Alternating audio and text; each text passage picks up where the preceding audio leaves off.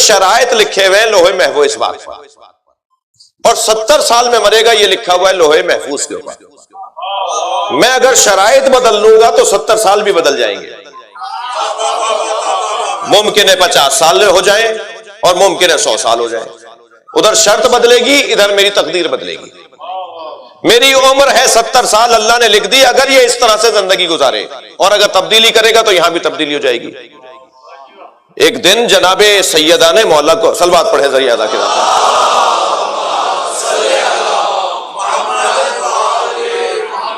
अमीर मोमिनीन को आवाज देकर कहा ताल इलैया, ए अली जरा करीब आइए, इन्नी आलिमतुन मा काना व मा यकून, मैं माजी के सारे हालात से भी आलिमा हूं और आइंदा कयामत तक क्या होगा सब जानती हूं।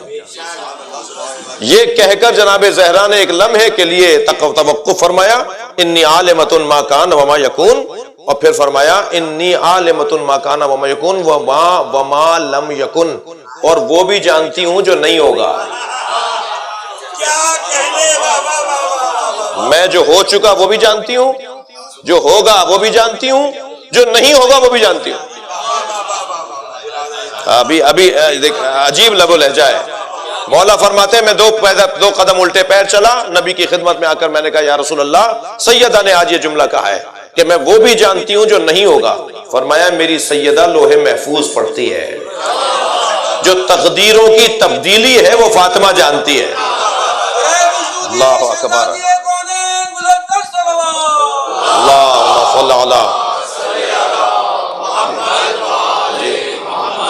दिक्कत फरमाई आपने। क़ज़ा व क़दर इलाही, मैं अपनी उम्र को तब्दील कर सकता हूँ। हजरत मूसा ने फरमाया एक शख्स को कि 1 हफ्ते के बाद मर जाएगा, वो नहीं मरा 1 हफ्ते बाद। हवारियों ने आके बताया कि वो तो बाजार में नजर आया। हजरत मूसा ने फरमाया उससे पूछो कि उसने गुज़िश्ता दिनों क्या क्या फेल अंजाम दिए।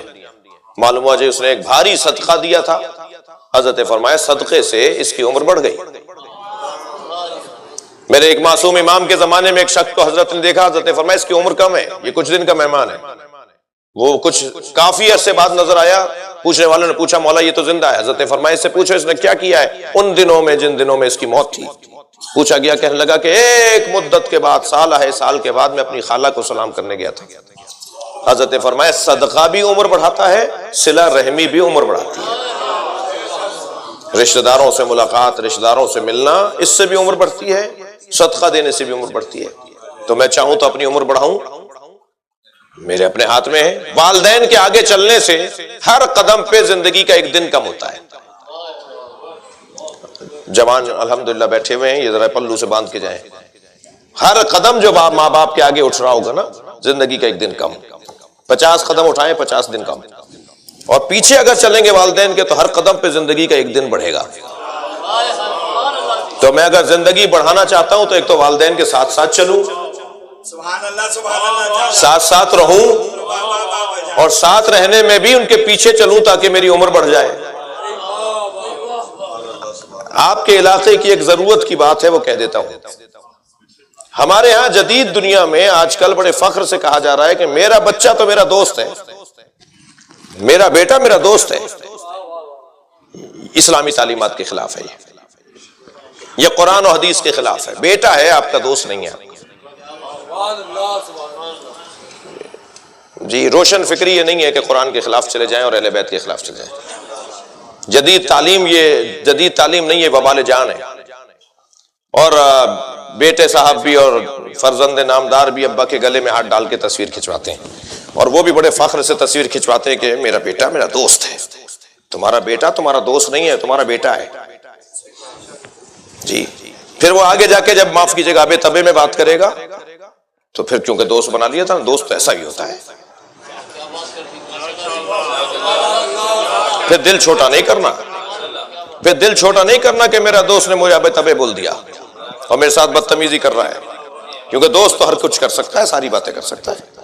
मेरे मौला अली की खिदमत में एक बेटा बाप के साथ आया। दस्तरखान का वक्त था, खफा तो नहीं है आप? दस्तरखान का वक्त था। मेरे मौला ने हजरत कंबर को फरमाया कि लोटा लेकर आओ और सिलपची भी लेकर आओ। हजरत ने बाप का हाथ धुलाया और कंबर से कहा बेटे का हाथ तुम धुलाओ, और बेटे की तरफ देख के फरमाया, अगर अकेले आए होते तो तुम्हारा हाथ धुलाता।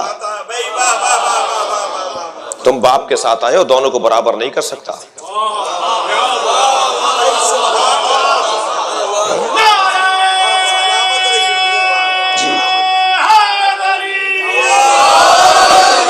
अपने लिए मुसीबतों को परवान न चढ़ाइए। बेटा आपका बेटा है, आपका दोस्त नहीं है। तवज्जो की। सिला रहमी, रिश्तेदारों के अंदर फर्क, तमीज, कौन किस दर्जे का है, कौन किस मकाम का है, माँ बाप का क्या मकाम है, औलाद का क्या मकाम है, औलाद को माँ बाप के साथ क्या अदब और एहतराम रखना चाहिए। अजीजान गिरामी, इससे इंसान की जिंदगी भी बढ़ती है और जिंदगी कम भी हो जाती है अगर मैं उसका लिहाज ना रखूं, उसका ख्याल ना रखूं। क़ज़ा और क़दर, इसी खानदान का एक लफ्ज। अच्छा थोड़ी तसल्ली दीजिए, ज्यादा देर तो नहीं हो रही है।